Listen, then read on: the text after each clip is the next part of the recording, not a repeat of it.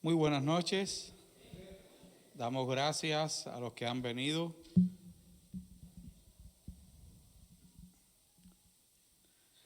Damos gracias porque nos da la oportunidad de estar aquí reunidos esta semana para estudiar, orar y reflexionar en nuestra vida, nuestro caminar con Dios. Y el objetivo final sería que pudiéramos hacer un compromiso más firme con nuestro Señor. Comprometernos a dejar que Él haga la obra que desea hacer en nuestras vidas para que nosotros podamos ser de influencia a los demás hermanos que nos rodean y también a las personas que el Señor quiere que salvemos. Sabemos que para algunas personas, algunos hermanos de la iglesia, es un poco difícil venir todas las noches, pero esperamos que los que tengan la posibilidad y sientan el deseo, que podamos reunirnos de vez en cuando.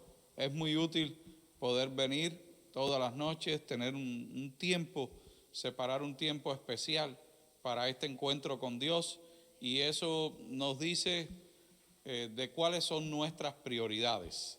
Así que vamos a aprovechar, después de haber cantado, después de haber alabado a Dios, aprovechar el tiempo para tener un encuentro especial con Él estudiando su palabra. Así que les invito a tener unas palabras de oración.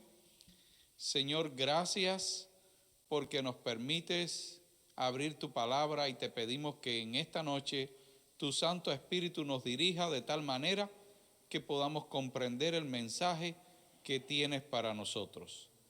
Bendice a tu iglesia, bendice a tu pueblo, los que estamos aquí reunidos, los que no han podido venir, pero están desde sus hogares o desde otras partes mirando por las redes sociales. La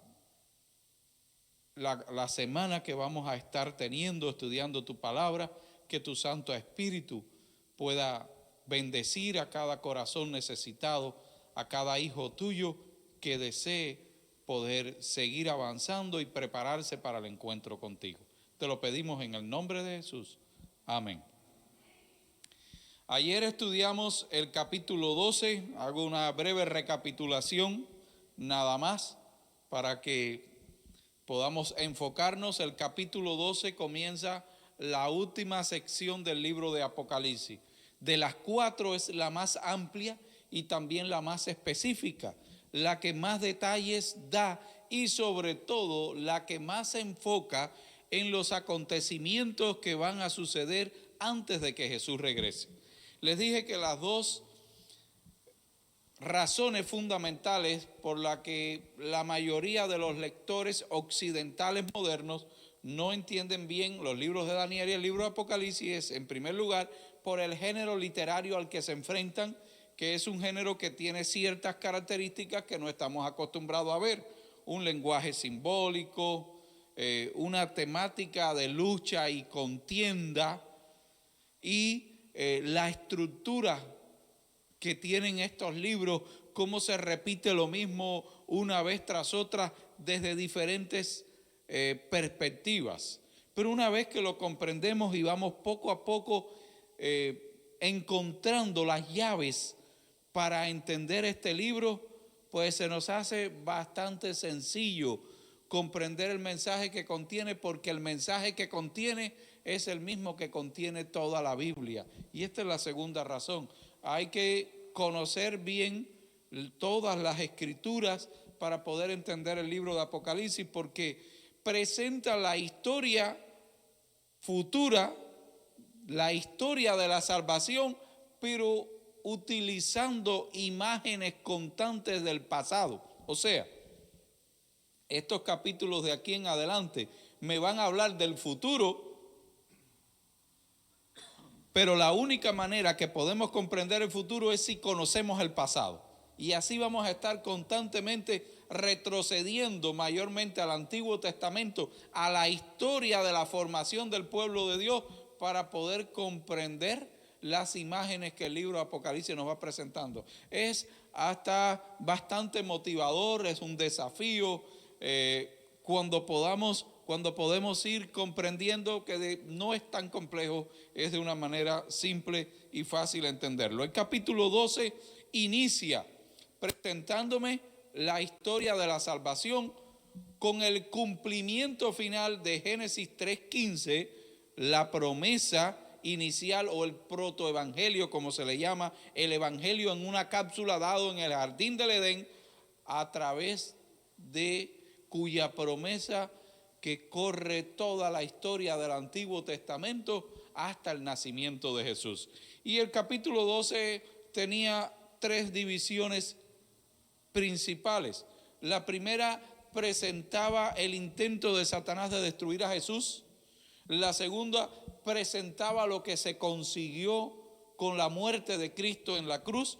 Y la tercera sencillamente explica lo que sucedió después de la cruz. Ya que Satanás no pudo destruir a Jesús, continuó una persecución contra el pueblo de Dios, ya que no podía impedir que Jesús abriera la posibilidad de la salvación, pues entonces intentaría que la iglesia, que el pueblo que conociera el mensaje de salvación no pudiera o comprenderlo o aceptarlo o vivir de la manera que necesitaba vivir para que esa salvación ganada por Jesús se aplicara a ellos.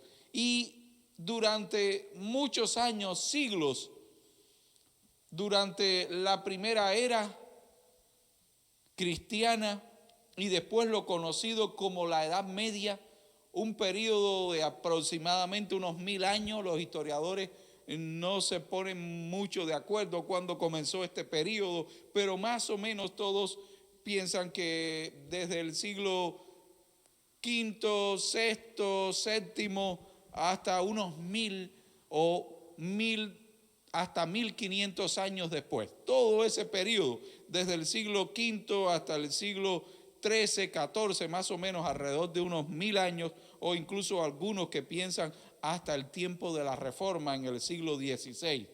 El mundo prácticamente no se desarrolló. No hubo avances científicos significativos, no hubo avances literarios. Bueno, fue una edad que muchos historiadores han catalogado una edad oscura. Un milenio estancados prácticamente en el mismo pensamiento, la misma filosofía. ¿Quién fue el originador de esa situación? Satanás, obviamente, porque quería que el mensaje de Dios se mantuviera retenido. Y así concluye después todo este periodo. Gracias, José. En el versículo 17, que dice que el dragón se llenó de ira contra la mujer, que simboliza la iglesia, y se fue a hacer guerra contra los últimos descendientes de la iglesia. Y esos descendientes tienen 2 características fundamentales. Dice que son los que hacen ¿qué cosa? Guardan los mandamientos de Dios y tienen ¿qué cosa? La fe de Jesús. Guardar los mandamientos de Dios, ¿qué significa? ¿Qué significa que un grupo de personas guardan los mandamientos de Dios? ¿A qué se está refiriendo? Bueno, en la Biblia los mandamientos de Dios no solamente se limitan a lo que tiene que ver con la ley moral escrita en los 10 mandamientos, es un poco más. Pero bueno, estos son los principios que lo recorren todo. Toda la palabra de Dios, toda la escritura es una instrucción divina. Hay un pueblo específicamente que atrae la ira y el enojo de Satanás en la última historia de la iglesia cristiana, y en primer lugar son obedientes. Buscan vivir en conformidad con el mensaje que Dios ha dado para su iglesia. Y entonces tienen la fe de Jesús. Se puede traducir la fe de Jesús o la fe en Jesús. Es factible las 2 traducciones. O sea, una vida de obediencia, pero no como resultado del esfuerzo personal, sino como resultado de ¿qué cosa? De una fe genuina en la salvación que Cristo logró, una relación constante con Cristo, de tal manera que ese pueblo es capacitado para vivir entonces en obediencia. Miren, el diablo puede falsificar la oración, puede falsificar la escritura. El diablo puede falsificar actos de bondad. Y ha habido muchas personas, instrumentos de Satanás, que imitan estas cosas. Muchas veces hasta dentro de las iglesias llamadas cristianas hay pequeños diablitos con saco y corbata y hasta predican de las plataformas. Y profesan creer en la Biblia, profesan orar, profesan tener una vida recta. Pero lo único que el diablo nunca va a hacer es inducir a las personas a vivir una vida de obediencia.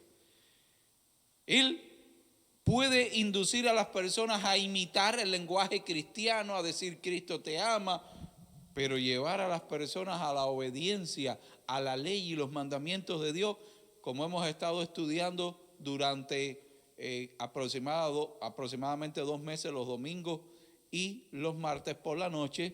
El ataque de Satanás desde el cielo y después en el jardín del Edén fue contra Dios, contra su carácter y contra los principios de su gobierno, contra su ley.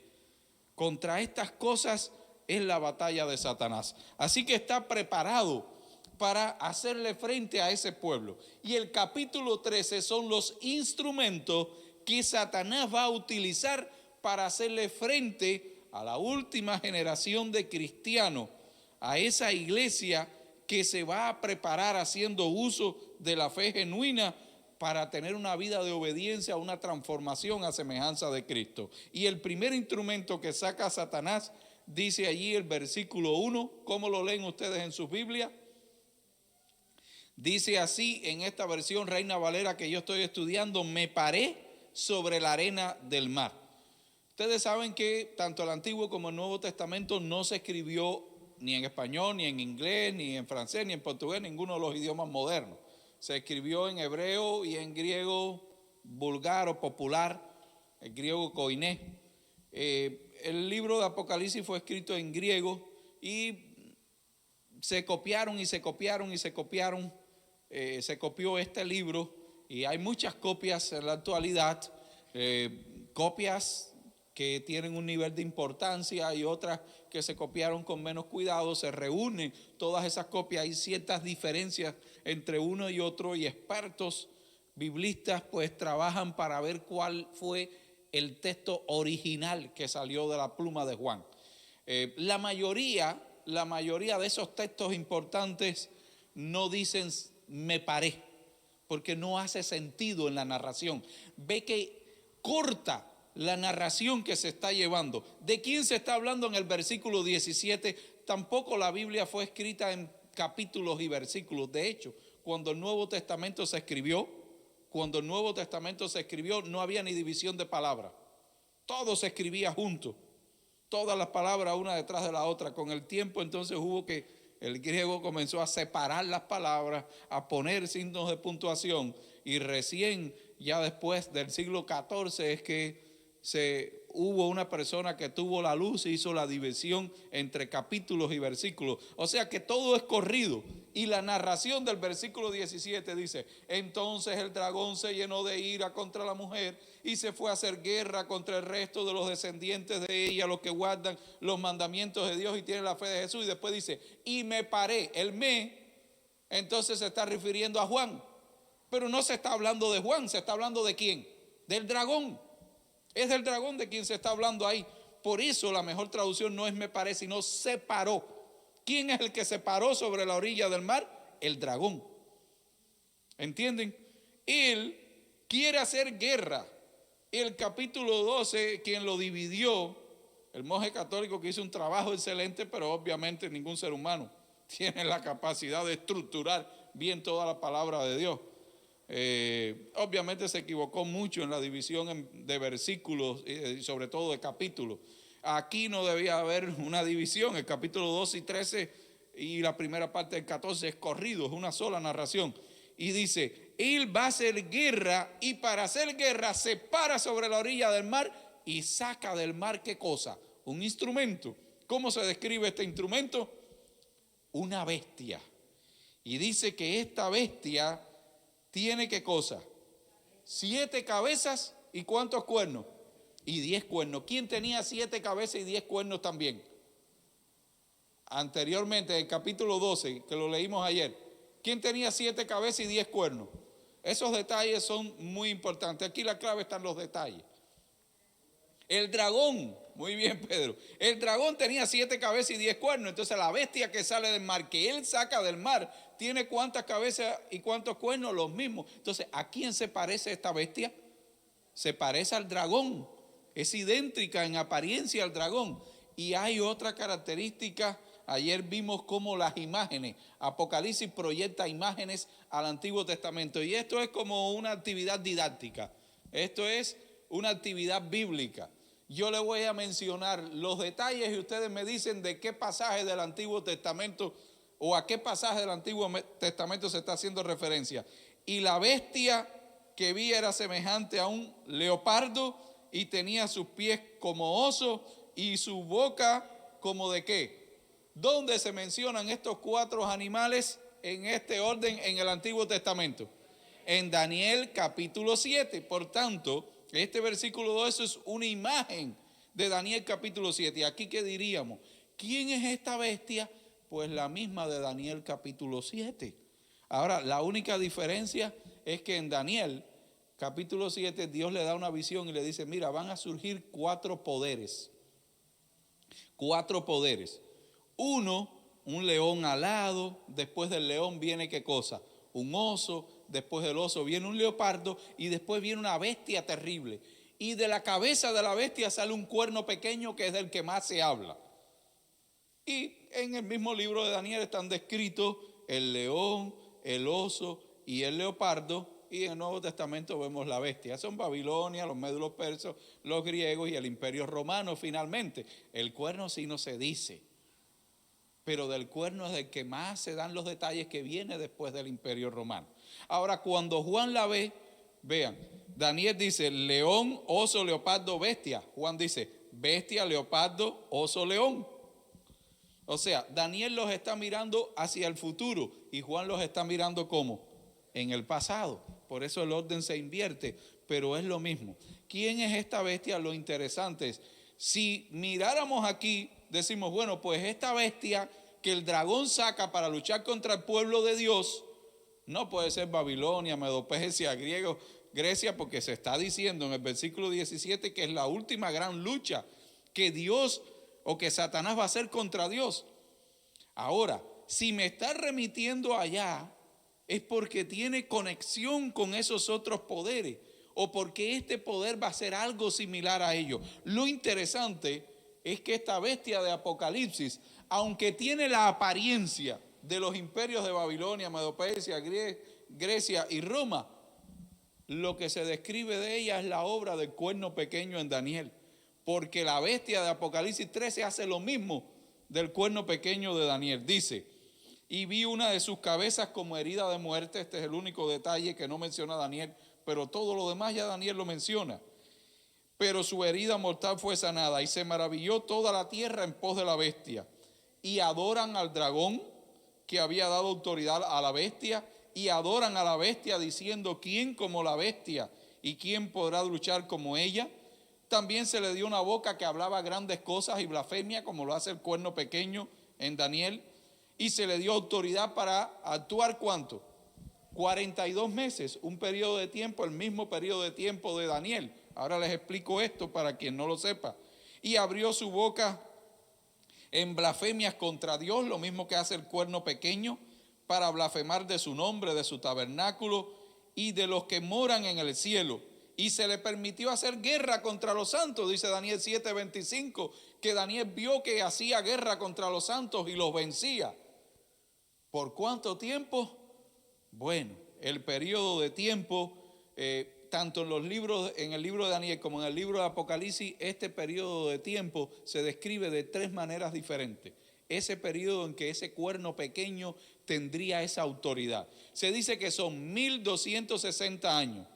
Tiempos y medio tiempo o 42 meses. Miren, cuando se dice en Daniel, que es donde se utiliza la expresión tiempo, tiempos y medio tiempo, Daniel está escribiendo esta porción aquí, hebreo, arameo, en algunos manuscritos.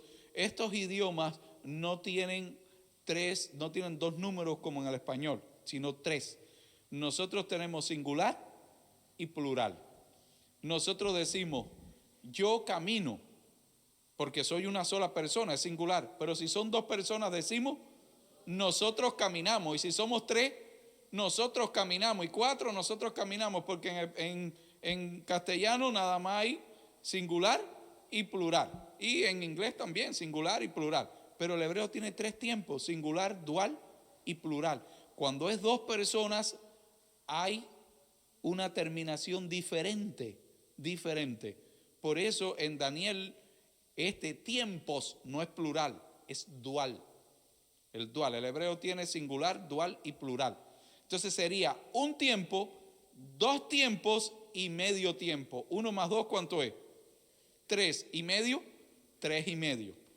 Esa expresión tiempos pasaron cuando habla de Daniel capítulo 4, Nabucodonosor, el tiempo que pasó, y pasaron sobre él 7 tiempos. Nabucodonosor pasó 7 años.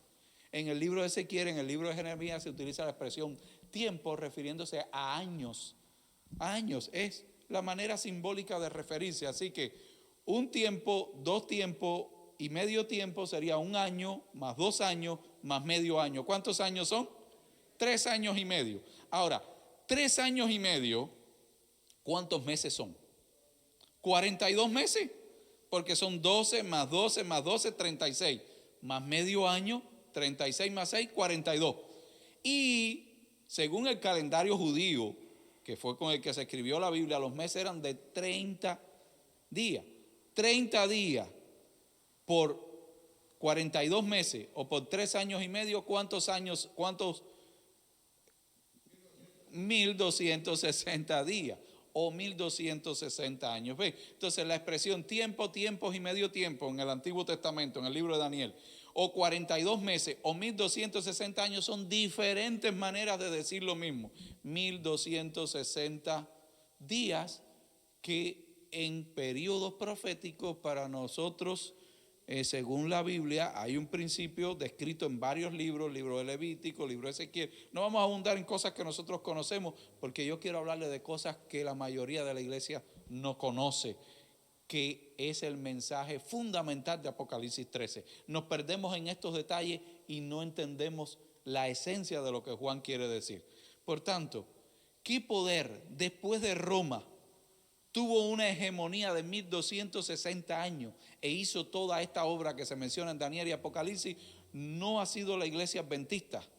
Desde el siglo XIII, Juan Wycliffe, un reformador inglés, incluso algunos antes que él, Wycliffe más famoso, y después Martín Lutero, Zwinglio, Calvino, los reformadores principales de cada una de las potencias europeas del siglo XVI, todos dieron en el clavo e identificaron al papado romano como este poder anticristiano que usaba el nombre de Cristo, pero que había destruido la fe cristiana, había perseguido al pueblo que seguía la verdad de la palabra de Dios, y que durante 1260 años tuvo la hegemonía durante todo ese periodo de la Edad Oscura, donde capítulos como las cruzadas, la Inquisición, terrible.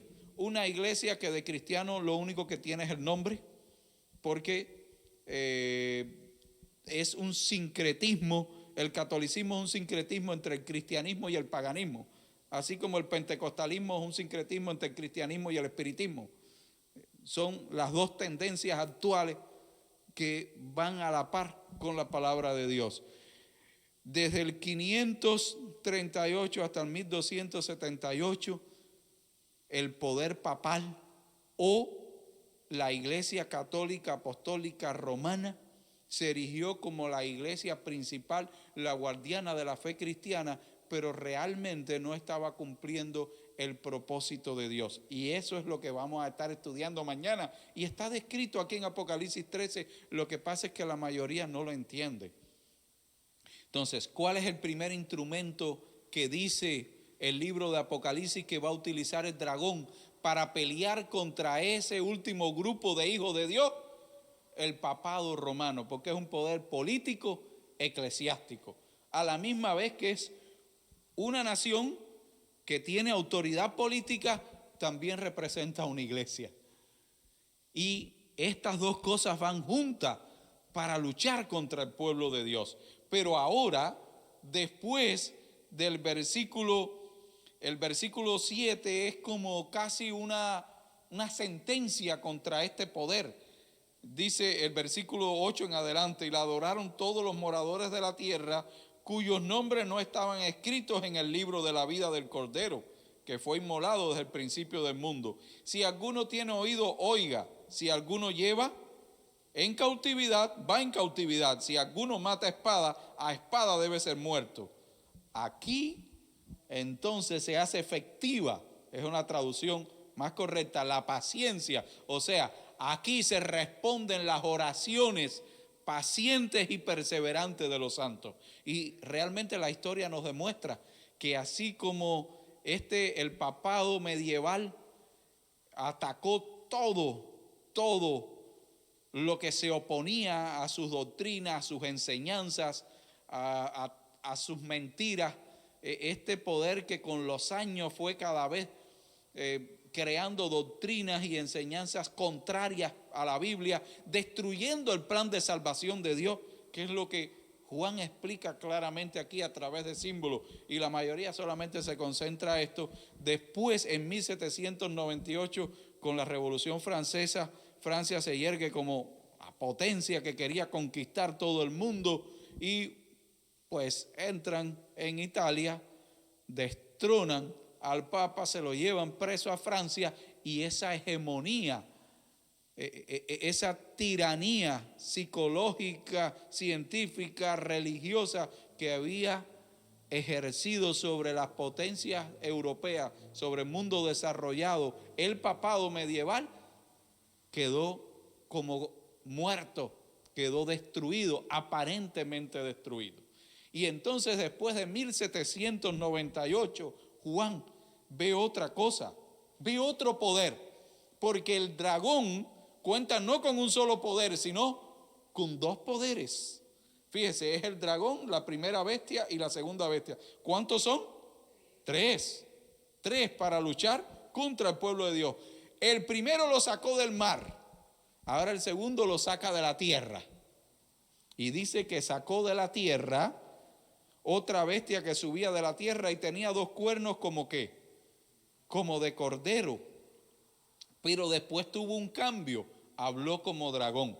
Este segundo poder, los intérpretes, algunos intérpretes modernos y la iglesia adventista, los teólogos adventistas, pero no solamente los adventistas, muchos, por ejemplo, los testigos de Jehová, interpretan que se refiere a Estados Unidos y a Inglaterra, los dos cuernos. Hay algunas iglesias pentecostales que no son dispensacionalistas, les explicaré algo de eso, y algunas iglesias que también guardan el sábado, como los adventistas, o sea, los bautistas del séptimo día, y otros que entienden que después de 1798, si el mar, como dice Dios en el libro de Daniel, representa zonas de mucha población, o sea, Europa, entonces la tierra representa continentes despoblados. Después de 1798, un poder que surge como un cordero, símbolo preferido de Cristo en la Biblia, una nación cristiana en tierras despobladas que surge después de 1798 y que finalmente ejercería hegemonía sobre el mundo entero. Hay una sola potencia que cumple estas características, y es Estados Unidos de Norteamérica. Pero no es solamente el poder político, sino el poder eclesial lo que es importante aquí. No es la nación de Estados Unidos, es el protestantismo norteamericano. o el protestantismo, todo ese conglomerado de creencias religiosas, de denominaciones llamadas cristianas, que finalmente se unirían con el papado, también siempre poderes políticos religiosos, poderes políticos religiosos. Estudiamos en toda la serie que vimos de la historia de la salvación hasta el libro de Génesis y el Antiguo Testamento, que siempre el mayor enemigo de los cristianos fueron ¿quiénes? Los mismos cristianos. Siempre persiguieron a los cristianos los mismos, sus mismos hermanos. Así como Caín mató a Abel, así como Ismael trataba de hacerle daño a Isaac, así como Esaú quería matar a Jacob, como los hermanos de José lo querían matar, como los profetas fueron muertos por su pueblo, y Cristo por la iglesia cristiana, y los cristianos del primer siglo por los judíos, y los cristianos de la Edad Media por el catolicismo cristiano, siempre será lo mismo. El peor enemigo del cristiano es aquel que se llama cristiano, pero que no vive la vida de Cristo. Por eso los dos poderes que va a utilizar para perseguir al pueblo de Dios, el dragón en el tiempo del fin, no son poderes ateos. La mayor parte de las denominaciones cristianas creen, es absurdo. Hasta un adolescente se da cuenta que su manera, todas las denominaciones cristianas que interpretan el libro de Apocalipsis, unos versículos lo interpretan simbólicos, otros literales, al juicio de como ellos entienden, no tienen principios para interpretar el libro, es a puro capricho. Y la idea es que va a surgir un poder ateo secular en el mundo que va a perseguir a los cristianos. Y después a los judíos, y finalmente entonces va a venir Cristo y va a destruir a esa persona. ¿Cuándo en la historia ha sido así? ¿Cuándo los paganos y cuándo los ateos han sido los peores enemigos de los cristianos? Siempre Satanás se ha escondido detrás de los mismos hermanos. Por eso Elena de White dice en el conflicto de los siglos que nuestros peores enemigos serán ¿quiénes? Nuestros propios hermanos. No solamente los católicos, los pentecostales, sino los adventistas del séptimo día, apóstatas cuando llegue ese momento. Aquellos que dentro de nosotros no caminan con Cristo y están solamente para hacer bulto, esos serán los peores enemigos de los cristianos consagrados, como ha sido siempre, como fue desde el principio. Por eso es que es importante entender que estos dos poderes son poderes políticos religiosos. Ahora, lo interesante de este capítulo no es identificar al papado y a Estados Unidos. Ya les digo, como papado, casi toda la Reforma entendió que no había otro poder descrito tanto en Daniel como en Apocalipsis que cumpliera las características de la primera bestia. Y muchos teólogos, hasta de otras denominaciones, interpretan esta segunda bestia como los Estados Unidos o el protestantismo norteamericano, o Estados Unidos, Inglaterra, que fue la nación europea que más influencia hizo en el protestantismo actual. Lo importante aquí es entender cómo es que van a tratar de luchar contra el pueblo de Dios. Y esto es lo que casi nadie analiza, lo que casi nadie entiende, pero está descrito aquí de una manera sencillita y fácil de entender. Pero tenemos que leer a través del ropaje, porque es que hay una técnica literaria oriental antigua o semítica que hasta en la actualidad los orientales siguen escribiendo de una manera diferente a nosotros los occidentales. El continente asiático, que ha quedado con esa mentalidad oriental, razona no de causa-efecto como nosotros. Aquí, América, el occidente y buena parte de Europa somos herederos de la cultura griega. Pero la cultura oriental, semítica, tiene una cosmovisión diferente. A la hora de pensar, a la hora de vivir y a la hora de escribir es diferente. Para nosotros, ¿qué es más importante? Tenemos hasta un dicho que la mayoría de los países latinos, centroamericanos, suramericanos conocen. La cáscara guarda ¿qué cosa? El palo. O sea, ¿qué cosa es lo importante? ¿Lo que está por fuera o lo que está adentro? Para nosotros lo que está adentro no es así para los orientales. Lo importante es lo que está afuera. Para nosotros no es tan importante cómo se dicen las cosas, sino lo que se dice. Para los orientales lo importante no es lo que se dice, sino cómo se dice. Y para los orientales no es tan importante lo que está escrito, sino la estructura con la cual se escribió. Y eso es algo que se pierde cuando no se entiende. Aquí lo importante no es identificar estas dos bestias, sino qué se está diciendo de ella. Y se está diciendo de ella lo que se quiere decir, se dice en la forma que se dice.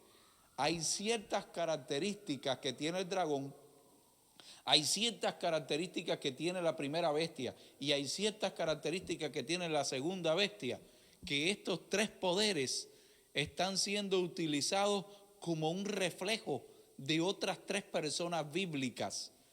Y lo que hicieron esas tres personas bíblicas es lo que estos tres están tratando de hacer. Y así entendemos entonces cómo es que van a luchar contra el pueblo de Dios. ¿Quiénes son los instrumentos? Yo creo que la mayoría de nosotros lo conocemos y debemos estar claros. Pero ¿por qué son esos los instrumentos y cómo es lo que van a hacer? Ya hoy no tenemos tiempo, ese es el tema de mañana. Para mí el tema que vamos a estudiar mañana y pasado mañana son la clave del entendimiento de lo que va a suceder y cómo nosotros nos tenemos que preparar. Así que yo les aconsejo que no falten mañana, que estén al tanto, porque vamos a desglosar cómo es que Él va a tratar de llevar al mundo a esto que dice Apocalipsis 3 en la parte final. Dice, también hace grandes señales, de tal manera que aún hace descender, ¿qué cosa? Fuego del cielo a la tierra delante de los hombres. Escuchen, hace descender fuego del cielo. Volvemos al Antiguo Testamento. ¿Qué imagen está utilizando Juan aquí? ¿A dónde me lleva? ¿Cuándo descendió fuego del cielo a la tierra? Sodoma y Gomorra. ¿Cuándo más? Cuando algunos sacrificios fueron quemados, o Elías.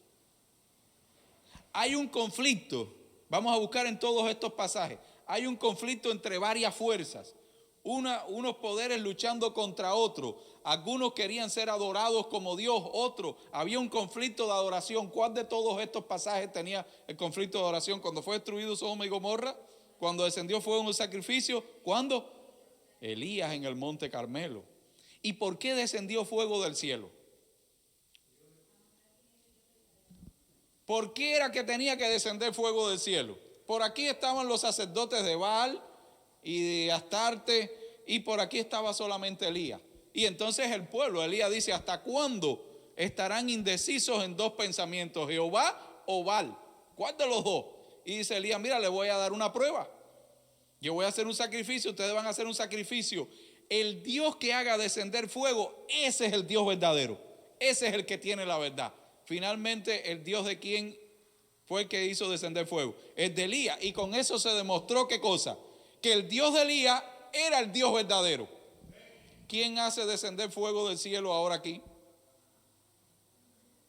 Esa segunda bestia hace descender fuego del cielo.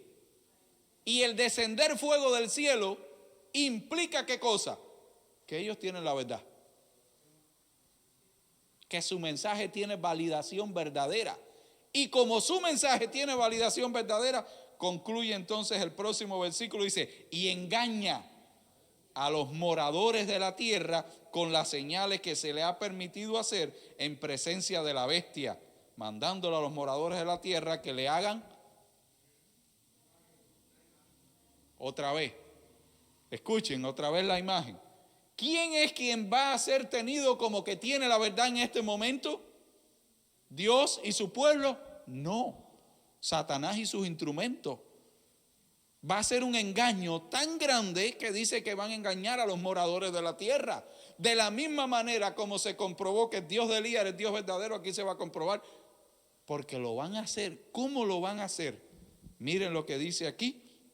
Y engaña a los moradores de la tierra con las señales que se le ha permitido hacer en presencia de la bestia, mandando a los moradores de la tierra que hagan una imagen. O sea, va a haber evidencia tangible.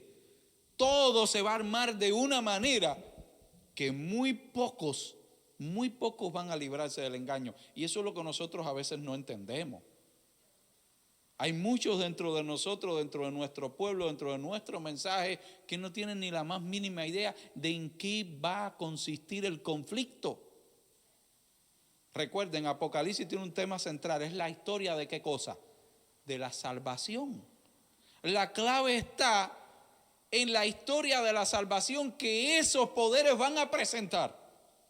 Van a presentar una falsificación de la historia de la salvación. Van a presentar una falsificación del plan de salvación tan creíble que el mundo entero se va a tragar el truco. Solamente unos poquitos se van a dar cuenta.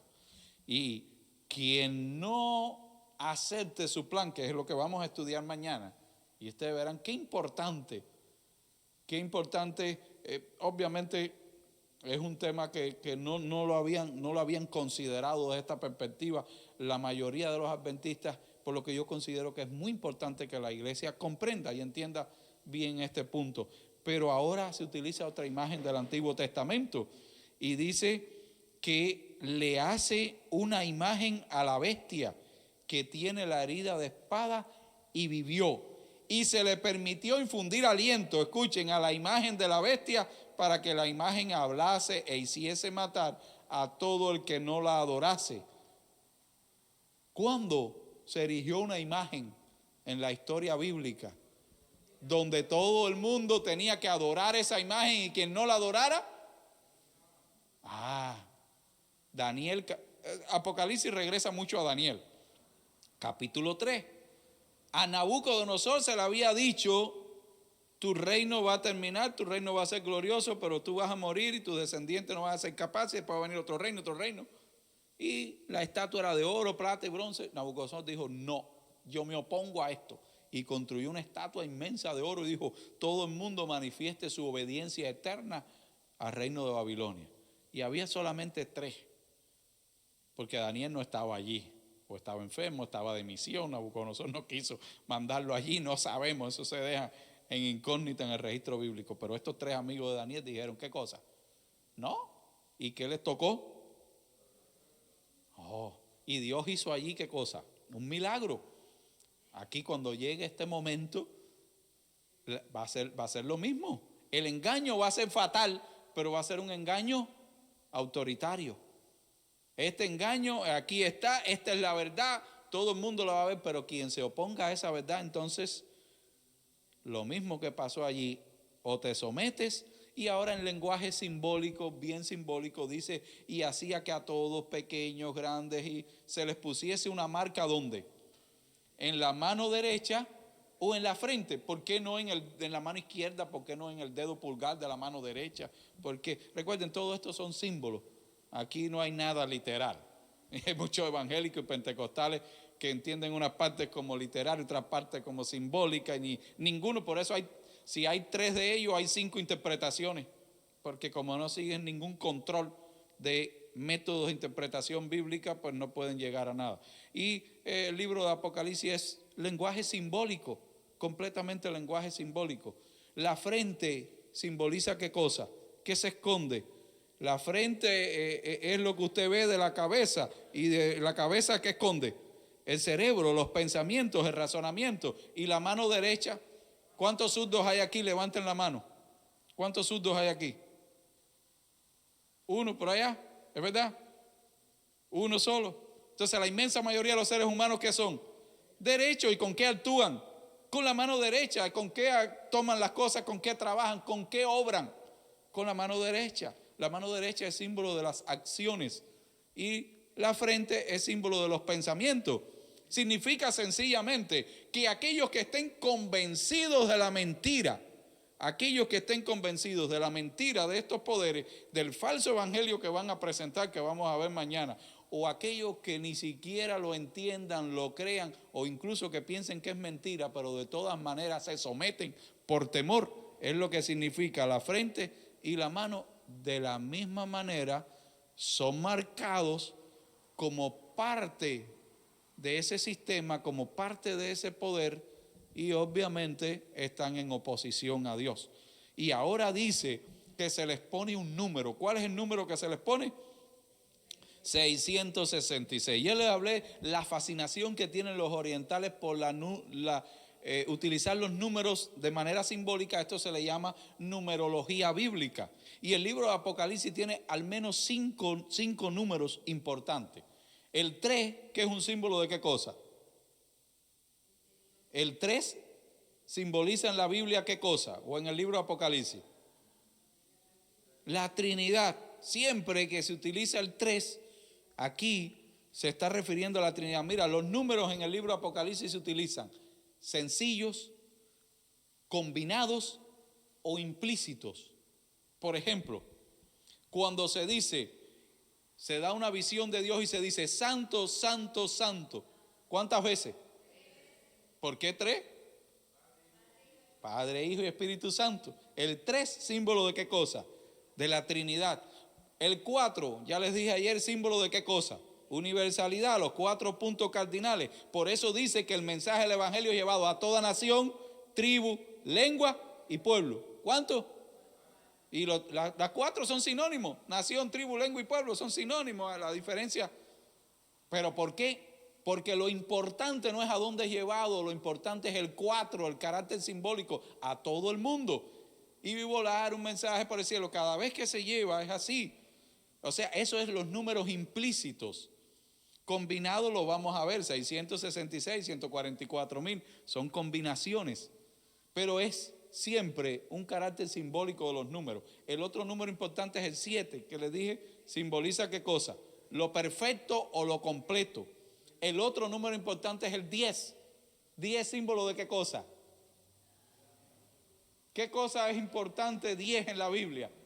Los 10 mandamientos, hablando de la ley de Dios, es un símbolo del carácter, el carácter.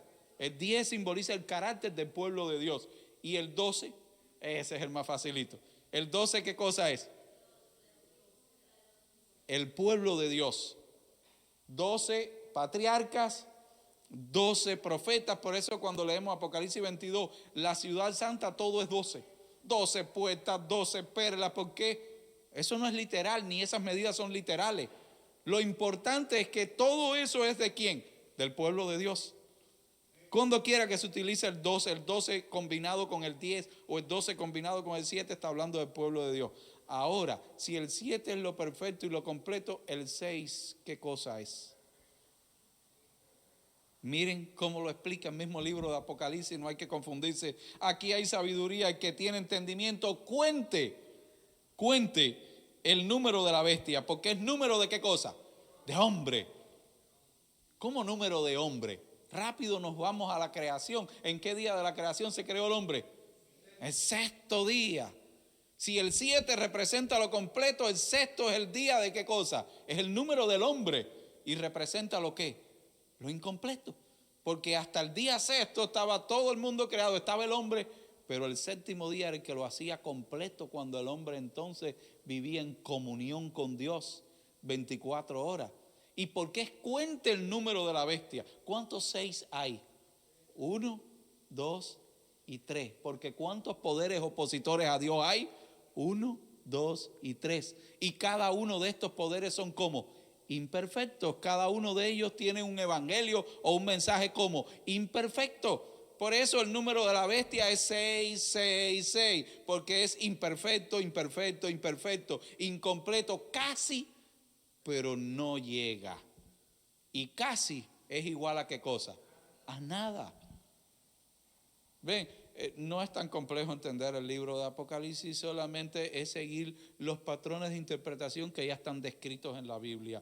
Y normalmente lo que tenemos que hacer es cuando vemos una imagen, ya sea de un nombre, de un acontecimiento, de un evento, pensar en qué parte de la Biblia se mencionó y transportar esos principios que están allí y traerlos aquí al momento del último gran conflicto. Satanás tendrá dos poderes políticos religiosos. Uno es el catolicismo histórico, medieval, restablecido, porque aquí se dice que tuvo una herida de espada y después resucitó.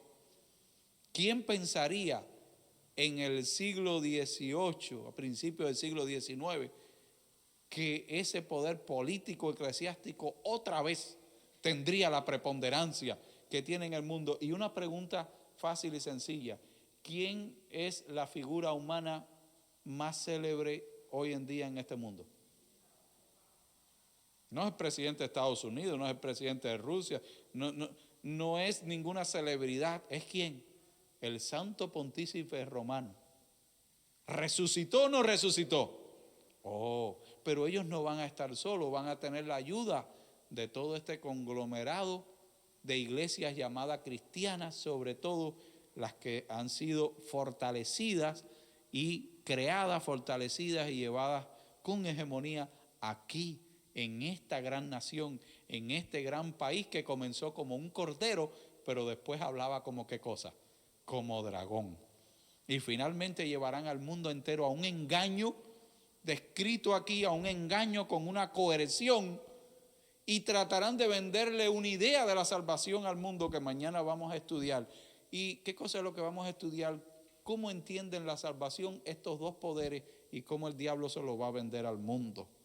Y cómo nosotros, la Iglesia Adventista del Séptimo Día, tiene un mensaje completamente distinto, pero es el único que se ajusta al registro bíblico. Y a menos que nos apeguemos a ese mensaje y a la respuesta que ese mensaje da, ninguno de nosotros entonces puede tener esperanza de salvación, porque tarde o temprano nos vamos a tener que encontrar con esto. ¿Qué les ha parecido hasta aquí el libro de Apocalipsis? Interesante. Por eso Elena de White dijo: cuando el pueblo de Dios tenga una comprensión clara de los libros de Daniel y Apocalipsis, tendrá una experiencia espiritual completamente distinta. Porque no son libros para teorizar y hablar de bestias y cuernos y símbolos. Son libros, tanto Daniel como Apocalipsis, que hablan del plan de salvación. Cómo Dios quiere que nosotros lo entendamos y cómo el enemigo quiere que no lo entendamos, ni que lo vivamos, para cuando llegue el momento cumbre estemos completamente desorientados. Vamos a ponernos entonces en pie, vamos a tener unas palabras de oración y mañana continuamos con este libro y con estas enseñanzas que nos ayudan a acercarnos más a Dios. Oramos. Señor, gracias porque nos das la oportunidad de estudiar tu palabra. Gracias porque aunque vemos mucho conflicto, aunque auguramos hasta donde hemos estudiado aquí, situaciones difíciles, peligros, problemas para tu iglesia, para tu pueblo, de una cosa estamos seguros, Señor, y tú lo has repetido muchas veces: ya la victoria está ganada. Gracias porque Jesús la conquistó. Dale a tu iglesia entonces la capacidad de mantenerse firme, de tener fe, cada uno de nosotros, de comprometernos contigo, Señor, dejarnos guiar para que tu Santo Espíritu haga la obra que desea hacer en nuestros corazones. Bendice a cada uno de los que aquí estamos en esta noche. Bendice a tu iglesia, bendice a los que desde lejos también están presentes aquí con nosotros a través de las redes sociales. Permite que tu Santo Espíritu pueda bendecir a tu iglesia y podamos prepararnos para el pronto encuentro con Cristo. En su santo nombre te lo pedimos. Amén.